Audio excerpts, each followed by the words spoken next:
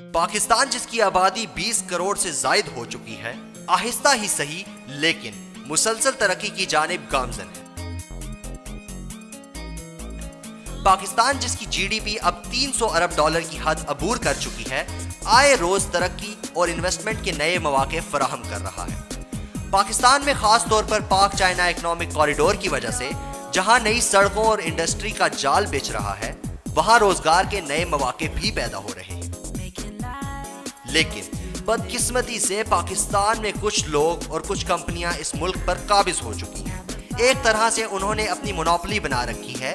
اس کی سب سے بڑی مثال یہاں پر آٹوز کمپنی کا فقدان ہے۔ پاکستان میں حیرت انگیز طور پر صرف 3 بڑی آٹوز کمپنیز ہیں، جبکہ یہاں کار استعمال کرنے والوں کی تعداد لاکھوں میں ہے۔ پاکستان میں کار استعمال کرنے والوں کی شرح 1000 میں سے 13 لوگ ہیں، جو کہ بہت کم ہے، لیکن پھر بھی آبادی میں اضافے کی وجہ سے یہ تعداد کئی یورپی ملکوں سے بھی زیادہ ہے۔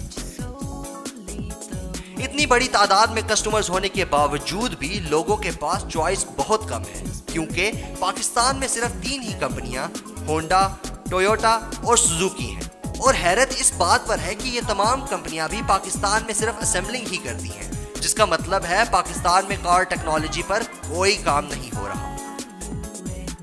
پاکستان کو اپنی ضرورت کو پورا کرنے کے لیے بہت سی کاریں باہر سے درآمد کرنا پڑتی ہیں، جس پر ہمارا زر مبادلہ کا ایک کثیر حصہ صرف ہوتا ہے۔ لیکن خوشائن بات یہ ہے کہ یہ صورتحال زیادہ دیر تک نہیں چلنے والی، کیونکہ اب پاکستان نے اپنی آٹو پالیسی میں کچھ تبدیلیاں کی ہیں، جس کے نتیجے میں بہت سی انٹرنیشنل کمپنیز پاکستان میں سرمایہ کاری کرنے میں دلچسپی دکھا رہی ہیں۔ جن بڑی کمپنیز نے سرمایہ کاری کرنے میں دلچسپی ظاہر کی ہے، ان میں سے چند کے نام یہ ہیں: French auto company Renault, Korean auto company کیا، کورین آٹو کمپنی ہونڈائی اور چائنیز کمپنی سازگار۔ ان کمپنیز کے پاکستان میں آنے سے نہ صرف لوگوں کے پاس کار چوائس میں اضافہ ہوگا، بلکہ پاکستان میں سرمایہ کاری میں بھی اضافہ ہوگا اور روزگار کے نئے مواقع بھی پیدا ہوں گے۔